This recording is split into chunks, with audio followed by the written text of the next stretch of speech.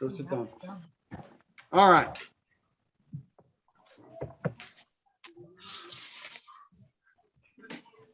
We are in the book of Exodus.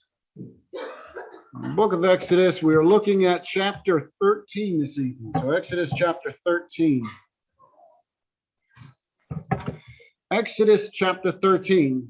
We're going to be looking at verses 1 through 16. And the text says this. The Lord said to Moses, consecrate to me all the firstborn. Whatever is the first to open the womb among the people of Israel, both of man and of beast is mine. Then Moses said to the people, remember this day in which you came out from Egypt, out of the house of slavery, for by a strong hand the Lord brought you out from this place.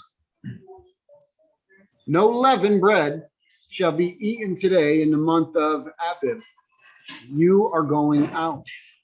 When the Lord brings you into the land of the Canaanites, the Hittites, the Amorites, the Hivites, and the Jebusites, which he swore to your fathers to give you, a land flowing with milk and honey, you shall keep this service in this month. 7 days you shall eat unleavened bread, and on the seventh day there shall be a feast to the Lord. Unleavened bread shall be eaten for 7 days. No leavened bread shall be seen with you, and no leaven shall be seen with you in all your territory. You shall tell your son on the day, it is because of what the Lord did for me when I came out of Egypt.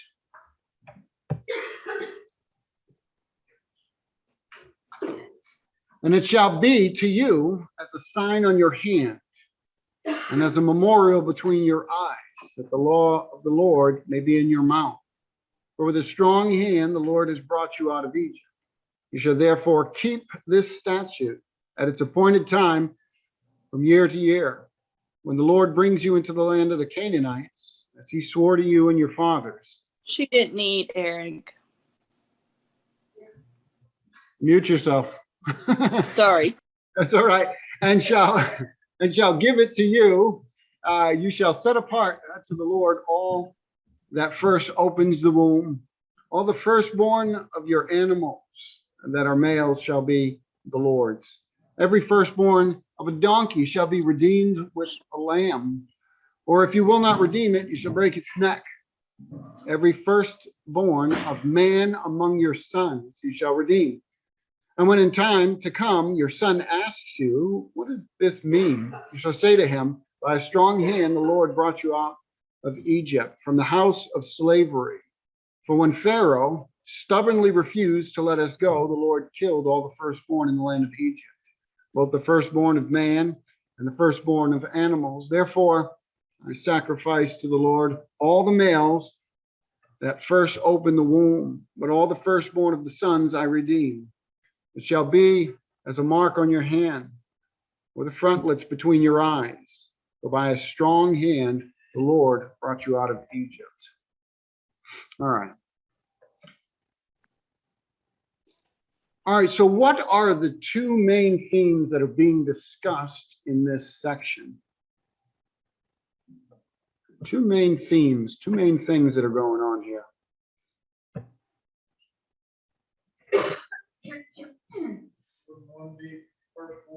One would be the firstborn, absolutely. Very repetitive there too, right? That one almost jumps out at you. So absolutely, firstborn is one. What's the other one? How are you going to commemorate this occasion? Okay, how are you going to commemorate this occasion? And the way that they were going to commemorate it was through a feast, right? At least one of the ways it was going to do it was through a feast of unleavened bread. So the two main kind of themes that are going throughout this have to do with the firstborn and then the feast of unleavened bread. Now, why are the firstborn special? One of the main themes is the firstborn. Why are the firstborn special? Doesn't seem to go back because that's what was killed in order to get them freed from Egypt was the firstborn. Yeah, that's right. They were saved. They were redeemed by God through blood. their firstborns were redeemed, because God went through and killed all the firstborn in Egypt, all the livestock that was firstborn, all of that, except for those that had those households that had the blood on the doorpost and on the lintel and stuff. So God saved them. He redeemed them through blood. So they belong to God. The firstborn, we got to get this. This is a big concept here. The firstborn belonged to God.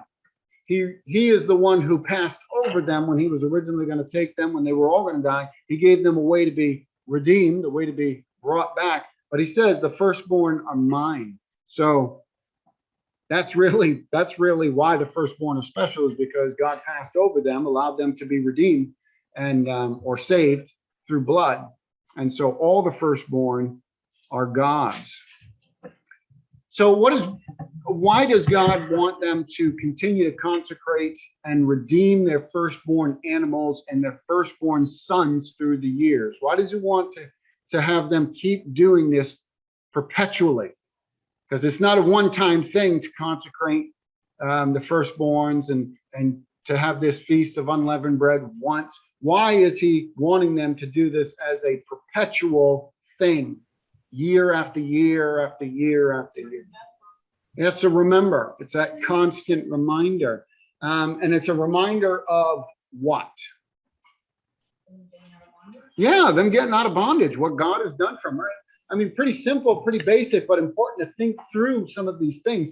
It's a constant reminder, and God wants them to do that so that they will remember a lot of what's going on. Remember, they need to remember who God is. They need to remember that God is the God of gods. Did he show himself to be superior to Pharaoh? What about the gods of Egypt? Was he superior to them? Right. So he showed himself to the Egyptians, but also to his people, that he is the God of all gods. He is the one who is actually in control. He's not a local deity. If you get outside of his borders, then you're safe. You don't have to worry about it. In the ancient world, they had a lot of this local deity kind of thing. You moved into a place, you might worship the God of that area. Yahweh, the one true God, is not like that. So they need to remember who he is, and they need to remember what he has done. All the 10 plagues, because remember the mighty hand. It says, remember that God brought you out by a strong arm or a mighty hand. That's talking about what? What was the mighty arm of the Lord that was seen in Egypt?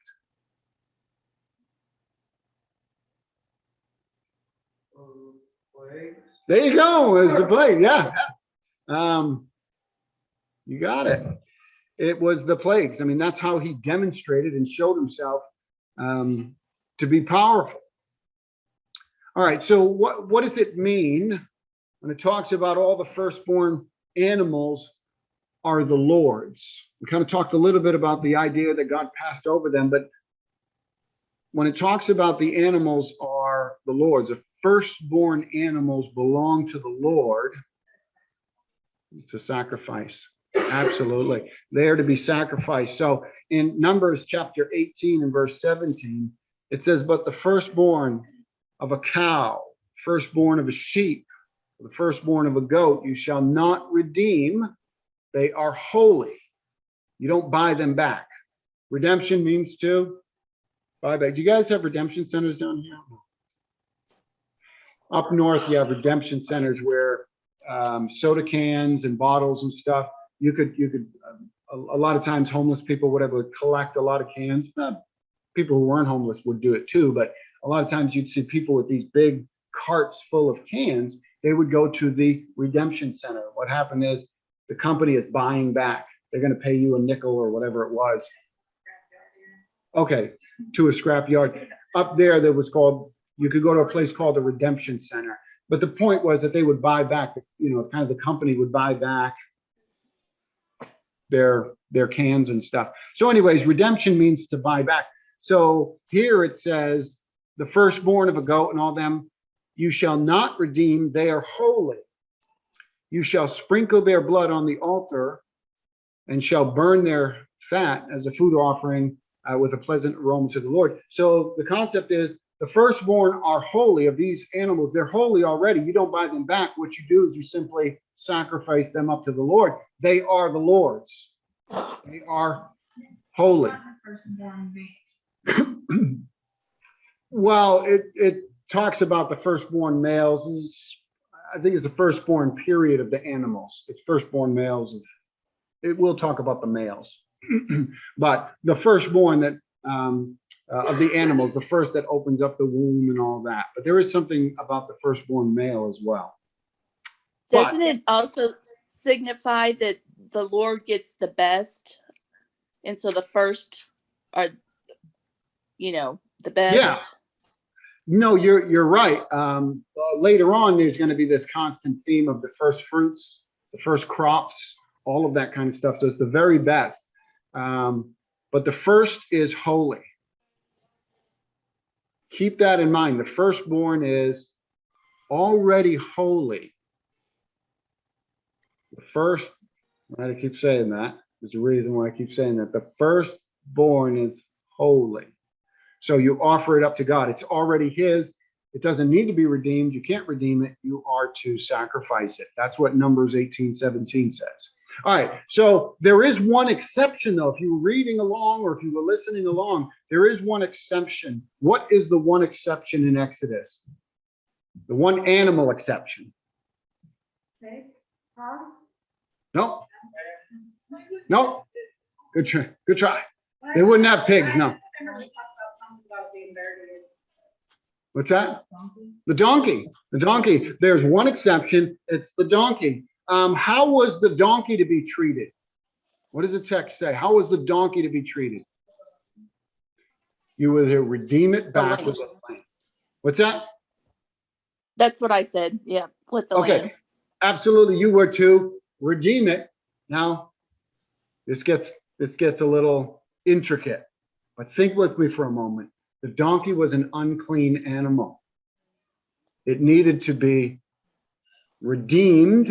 It was an unclean animal, needed to be redeemed with the blood of a lamb. Okay. So it was not sacrificed because it was considered unclean, but you could buy back that unclean animal by offering in its place a lamb. So you could, the donkey was a pack animal, a work animal, that kind of thing. You couldn't eat it or anything. It was ritually unclean. Because like with the pigs, what I thought was they couldn't even have any kind of. Well, pigs, that's correct. Pigs were different. That they could still use them? It appears so, yeah. I mean, Jesus is riding on a donkey. Yeah, but it was an unclean animal. Unclean doesn't always necessarily mean you can't have it around. Pigs were detestable. Pigs were, and there's reasons for that. There's health reasons for that. You remember, this gets us a little off topic, but not bad. You remember that as the Israelites come out of Egypt, they are a nomadic, wandering people for a long period of time. And so they have to be moving and all around. If you keep pigs, they had sandals in those days, open-toed sandals. And pigs live in a lot of filth a lot of times. And so if you walked in that would affect your feet. You could get sores and things. Of course, you could do that with others, but pigs tended to be much more unclean, just literally unclean. But another thing was with the meat. The meat can turn bad pretty quickly and you not know it. There is really no other reason for the pig. Yeah. And there is for the bone. Yes. And the pig, the meat can go bad and you not know it. You can get sick. So God is trying to protect his people, but you're right. There was a different reason for having a donkey versus having a pig. But the donkey is an unclean animal. And so, but I want you to keep that in mind. There's that exception.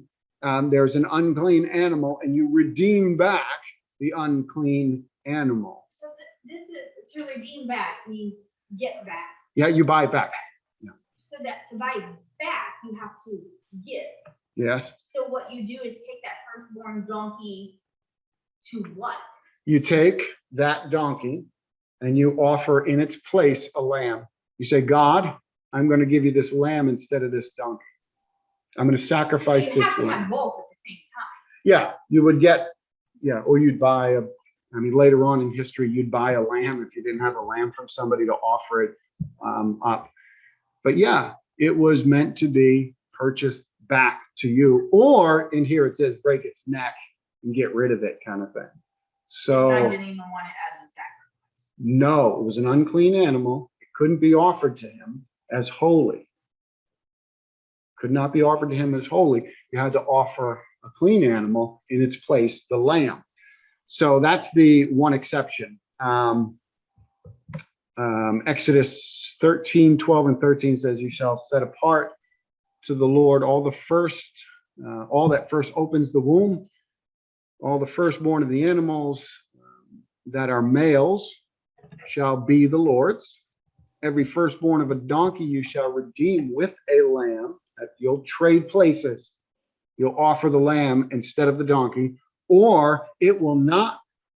You will not redeem it. If you will not redeem it, you shall break its neck. And then he goes on to say, the very next sentence is, every firstborn of man among your sons you shall redeem. So there's the males of the humans. Now, what is the significance of all this? What do you think the significance is? There is significance in this.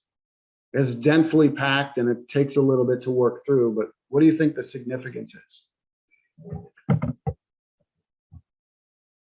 Significance in the sacrificing? Yeah, kind of the issue with, well, you've got the sacrifices, you've got these holy animals, the firstborn are already the Lord's. They're to be offered up. You've got the next thing that's talked about is an unclean animal, a donkey. It needs to be purchased back with a lamb. And then right after that is the male human that's talked about there. Here, Not just strength and importance of God. definitely got to know the strength and importance of God. Absolutely. But remember, the donkey is an unclean animal. Couldn't be offered on an altar. If you wanted to keep it as a working animal, you had to buy it back with the blood of the lamb. The significance of the firstborn son is in connection with that. And in some ways, it appears that they're to treat the son like the donkey. And it may be because you didn't offer your sons as a sacrifice.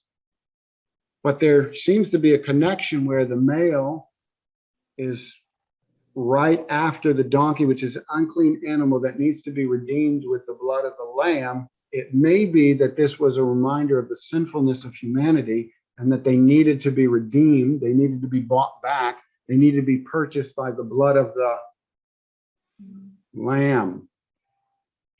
They needed to be purchased by the blood of the lamb, right? So it almost seems to be that there is a connection going on here with there's certain animals that are holy, we could say, that automatically are God's, the firstborn, holy. Then there's a donkey. It's not a clean animal. This would represent sin. And then the male too is to be purchased back as well, needs the blood of the clean animal to redeem it. So anyways, there's connections here that we should be making. What is the Feast of Unleavened Bread? Well, first of all, what is the Feast of Unleavened Bread? And then what is it a reminder of? I mean, isn't that what we would do? We use unleavened bread at the table. That's correct. At that time, was it manna, unleavened bread? Well, they didn't have manna yet. Manna comes later. God provides that when they're in debt. On the doorway. Yeah, Unleavened bread. For the Passover, that's right. The Passover, they are not to allow their bread to leaven up. They're to take it, and it's not going to be leavened bread because they are leaving in haste. So you have the Passover, which uses unleavened bread, but this is actually a week long. This is not the Passover. The Passover seems to be the beginning of it. Because remember, the Passover is that evening. And then the next day, God says, for 7 days, you will eat unleavened bread. This is a continuation, but they're so closely connected that there's an overlap, but they are meant to be seen as two separate, in a sense, feasts. there's the Passover meal and everything that talks about. And then there's this week long where you're not allowed to have any kind of leaven, any kind of yeast, right? Yeast, leaven, that kind of thing. Is there a name for that? I mean, I know you have the Passover. They have all these different. The Feast of Unleavened Bread. Yep. It was a week long. And it talks about the number 7 in there for 7 days, right? This is a week. 7 is symbolic of what? Perfection, completion, creation, right? 7 days of creation, the 6 days of creation, the 7th day God rests. Absolutely. And there's also the symbolic number of 1 or firstborn, number 1, that kind of concept. And so there's a lot in there as well. So the Feast of Unleavened Bread is a continuation of that kind of that Passover meal. And it's to symbolize the day that they leave Egypt. Passover is about God passing over them and killing all the firstborn of Egypt, and it takes them out by a mighty hand. And in that week continues the commemoration, the celebration of what God did for them, that God rescued them from their slavery. Does anybody know what leaven often refers to in the Bible? Not always, but quite often. Sin. Sin. Leaven is equated with sin. Jesus will talk about the leaven of the Pharisees. Remember reading that or hearing that? He'll talk about the leaven of the Pharisees. He's talking about their sinful attitudes, their sinful ways of life, those kinds of things. He says, beware of the leaven of the Pharisees. He's not talking about bread, although the disciples at that time think he's talking about bread. No, he's talking about the sin that's going on in their lives and their attitudes. But yeast often represents sin. So you have a connection here as well. Now you're eating sinless bread, a reminder of a sinlessness, right? There's that connection with a sinlessness going on here because of the unleavenedness. So the Feast of Unleavened Bread was symbolic of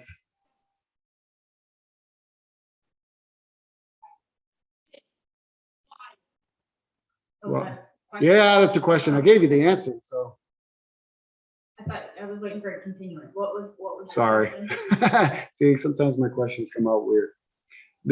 I said, what is the Feast of Unleavened Bread symbolic of?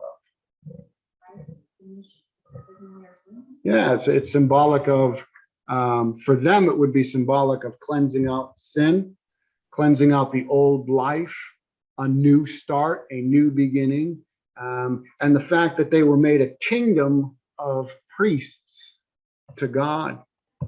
In Exodus chapter 19, verses 4-6, it says, you yourselves have seen what I did to the Egyptians and how I bore you on eagle's wings and brought you to myself. Now, therefore, if you will indeed obey my voice and keep my covenant, you shall be my treasured possession among all peoples. For all the earth is mine, and you shall be to me a kingdom of priests and a holy nation. And these are the words that you shall speak to the people of Israel. So go back and reread this text and think about what's going on here if you have the opportunity, because we see a picture of Christ in the church. We see prophetic picture of Jesus, of the church. We see a picture of the true Exodus, our Exodus out of sin, out of death, and into life, into the new life. There's connections throughout. This is all pointing forward to what Jesus is going to do. Jesus is the firstborn. He's the Holy One, right? We had all sinned. We're kind of like that unclean donkey that needed to be redeemed. If it's not redeemed, it perishes. If we're not redeemed, we're lost, right? So there's a connection there with that, but we needed to be redeemed by the blood of the Lamb. So God knows what he's doing, and he's painting these pictures with these feasts, with these sacrifices, with these symbols, with this whole experience of the Exodus. If you really want to appreciate what we have in Jesus, one of the ways you can do that is go back and read the whole Exodus the book of Exodus and see the pictures of being brought out of slavery and being brought into a new life and being baptized into Moses and wandering in the desert and heading off to the promised land and being guided by day and night by the pillar of cloud and fire. And all of that is pointing to Christ, to the Holy Spirit, to the church, to the new life that we have in Jesus. We see a picture of our redemption. We see a picture of all those good things. All right. That is the end of our study. Any questions, comments, or thoughts on any of that tonight? I have one. Okay. I understand what you're saying about firstborn, and Jesus is the firstborn, and I understand the importance of males in the lineage and the customs of the time. But in this particular chapter, they make a big deal about the firstborn male, firstborn sons, Yeah. and even the firstborn livestock. And even when it's a beast of burden like a donkey, it either has to be redeemed or killed. But yet there's no mention of the firstborn daughters. That's a little troubling in my mind anyway. And I just wondered what you may think about that. Well, I think again, because the bigger picture is pointing to the firstborn, the Son of God, God's unique son. I think it's, and he's a male. I think that's really the reason for the emphasis on the male aspect of it.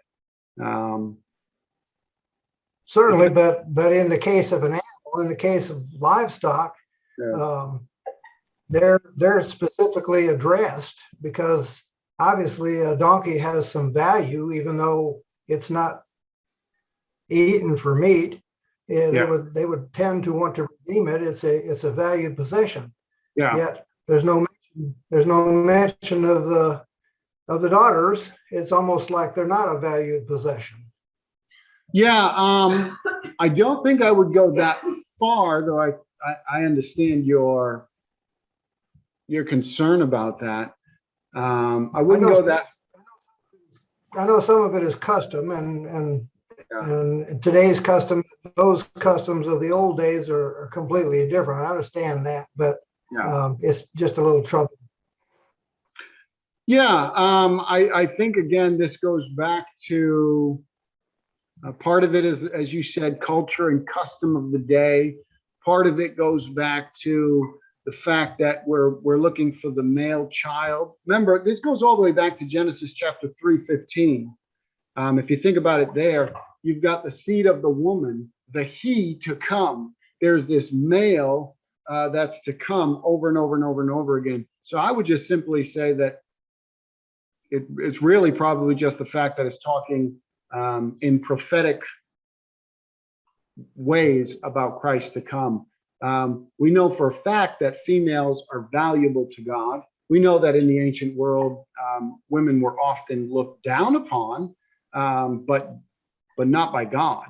And God is the one instituting this. So I don't think I would go that route. I think it would probably just be more pointing prophetically to Christ, because we know under the new covenant, there's neither Jew nor Greek, slave nor free, male nor female. We're all one in Jesus. We have different roles, but there's an equality there.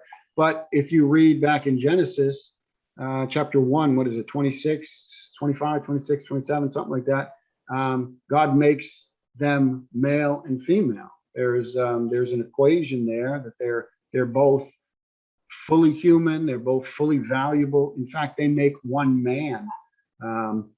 We don't have time to look at it, but you've got male and female that make Adam. They make one man. They make a complete human being in a sense. And woman was taken out of the man from the rib. So anyways, all of that to say that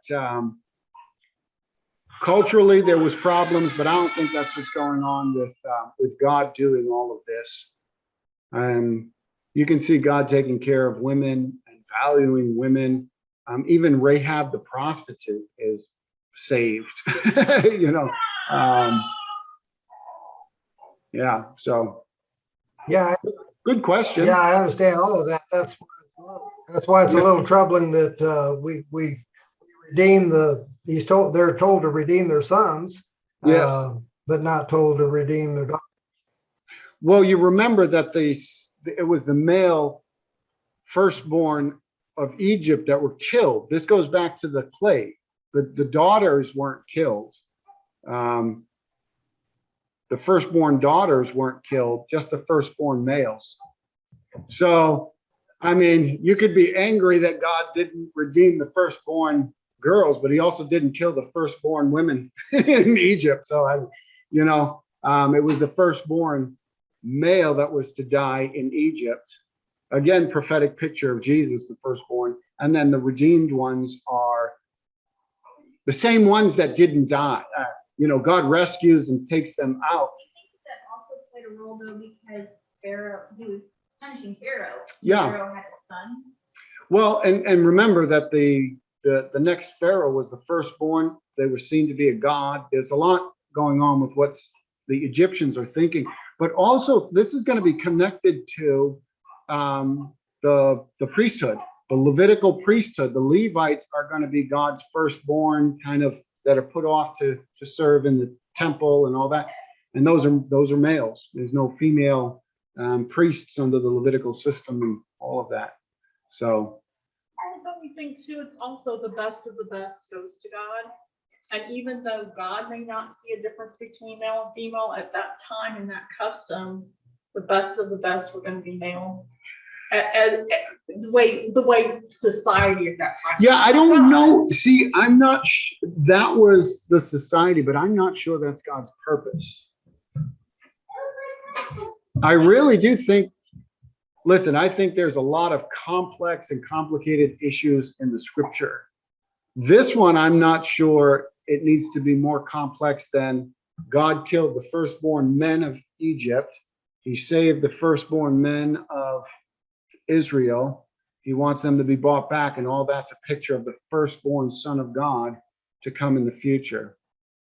There might be more to it, but I'm not sure that there's anything more in God's mind. I don't think he's valuing women less. No, I didn't mean is what them. I'm saying. I didn't mean God. No, I know what you're That's saying. just, yeah. I know what you're saying. That was true. Women were considered less than. They were considered property in the ancient world. Women were not looked at as very highly. So, that's really all I've got on that. There might be a deeper study. Maybe there's a bit more complexity to it that I've just not been able to draw out or exposed to. But yeah, a good question, Tom. Other than what I've kind of mentioned, I'm not sure that